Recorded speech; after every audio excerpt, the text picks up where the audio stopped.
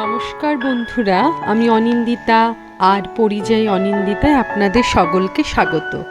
আজকে আমাদের গন্তব্যস্থল হলো statue of unity. Statue of unity হলো ভাই প্যাটেলের স্মারক। এটি ভারতের গুজরাট রাজ্যে অবস্থিত।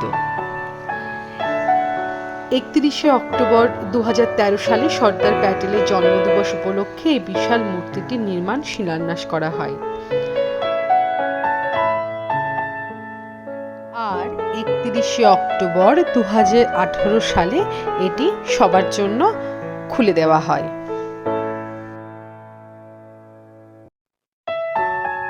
জানা যায় কাঠামোবদ্ধ ইস্পাত, চাঙ্গা কংক্রিট আর ব্রোঞ্জ দ্বারা আবৃত।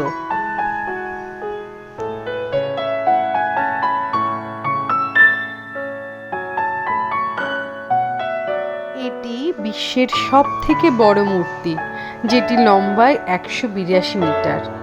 এরপরে বিশ্বের দ্বিতীয় সবথেকে বড় মূর্তি চীনের স্প্রিং টেম্পল বুদ্ধ। এই মূর্তিটি বানাতে খরচ হয়েছে প্রায় 3000 কোটি টাকা। এটি তৈরি করতে সময় লেগেছে 5 বছর।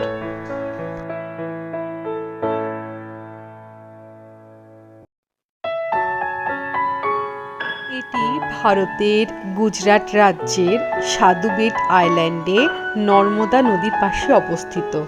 ভাস্কর্যটি 20,000 বর্গ মিটারেরও বেশি এলাকা জুড়ে অবস্থিত এবং 12 বর্গ কিলোমিটার ক্ষেত্র বিশিষ্ট একটি কৃত্রিম হ্রদ দ্বারা পরিবেষ্টিত।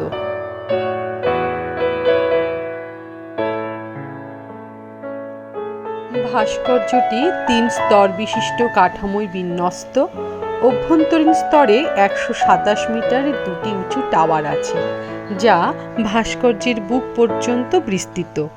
দ্বিতীয় স্তরটি স্থিরের কাঠামো এবং তৃতীয় স্তর বা ভাস্কর্যের উপরিভাগ 8 মিলিমিটার ব্রোঞ্জ দিয়ে মোড়ানো।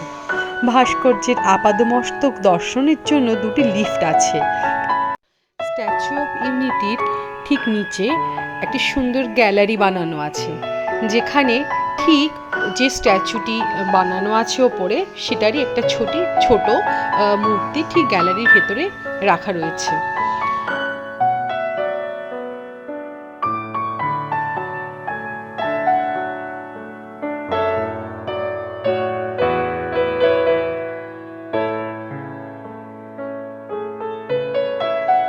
এবং মূর্তিটি ধাপে ধাপে কিভাবে বানানো হয়েছে এই গ্যালারির মধ্যেই বড় বড় স্ক্রিন রাখা রয়েছে, সেগুলিতে দেখানো যাচ্ছে যে কিভাবে সেগুলি বানানো হয়েছে। এরপর আমরা চলে যাব পাশে ছোট্ট জুতে। এই জুটার মূল আকর্ষণ হচ্ছে বাঘ। হ্যাঁ, আমরা সেখানে গেছিলাম এবং আমরা ভীষণভাবে খুব আনন্দ পেয়েছি বাঘ দেখে। এই যে সঙ্গে সঙ্গে যাওয়ার সাথে সাথেই বাঘ আমাদের সামনে দিয়ে যাচ্ছে আর আসছে আর বলছে, এই দেখো দেখো আমি এসে গেছি, তোমরা দেখো।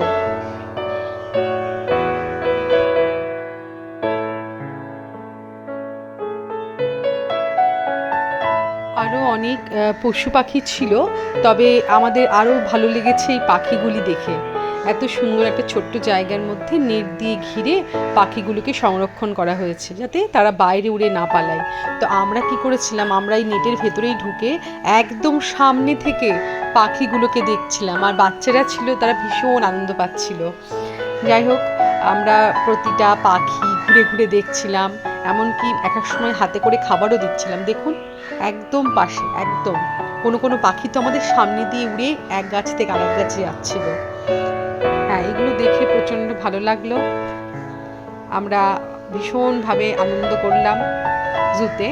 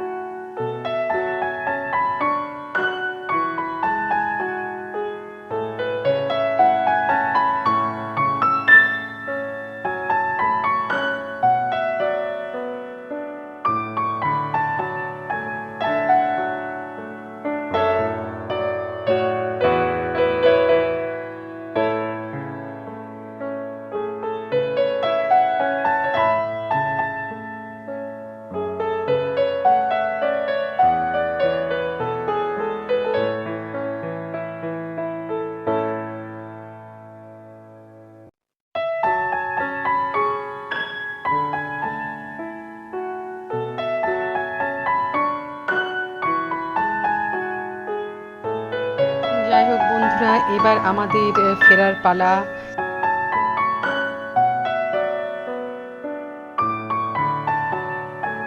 নিয়ে আমরা আমাদের বাড়ির দিকে রওনা দিচ্ছি।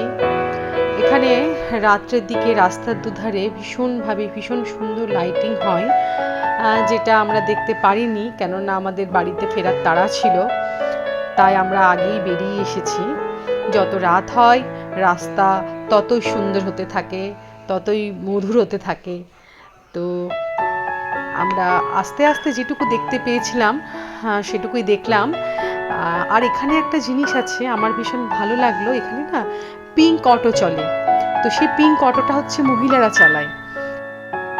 আমরা যখন স্ট্যাচু অফ ইউনিটি দেখতে আসি, তো দুরকমভাবেই আসা যায়, একটা ট্রেনে করে আসা যায় আর আপনারা নিজেরা গাড়ি করেও আসতে পারেন। তো আমরা গাড়ি করেই গেছিলাম, যেহেতু আমাদের সাথে আরও একটা ফ্যামিলি ছিল।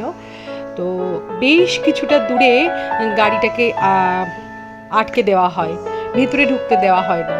তারপর আমরা গাড়ি থেকে নেমে ওখানে একটা অটো করলাম। প্রায় গাড়ি স্ট্যান্ড থেকে প্রায় 3 থেকে 4 কিলোমিটার দূরত্ব হবে স্ট্যাচু অফ ইউনিটি পৌঁছাতে।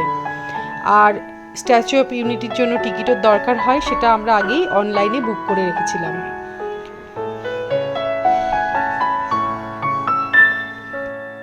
কি অসাধারণ দৃশ্য! এই যে লাইটিংগুলো আমরা দেখেছি, কিন্তু দিনের বেলায় যতটা না ভালো লাগে, রাতের অন্ধকারে লাইটিংটা আরও বেশি সুন্দর লাগে।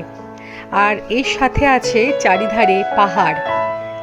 এত সুন্দর, এত অপূর্ব দৃশ্য, সত্যি এই দৃশ্যগুলো দেখলে মন ভীষণ ভালো হয়ে যায়, ভীষণভাবে। আমি ভীষণ এনজয় করেছি। আমার মনে হয় আহমেদাবাদ ঘুরতে আসলে অবশ্যই একবার এটা প্রত্যেকের দেখা দরকার।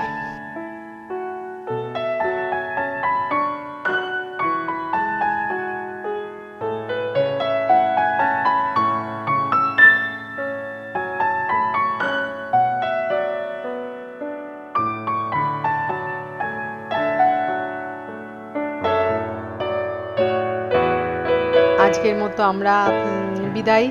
বন্ধুরা, আপনাদের কেমন লাগলো আমাদের জানাবেন অবশ্যই। আর যদি ভালো লেগে থাকে তাহলে একটা লাইক অবশ্যই করবেন। নমস্কার, সবাই ভালো থাকবেন।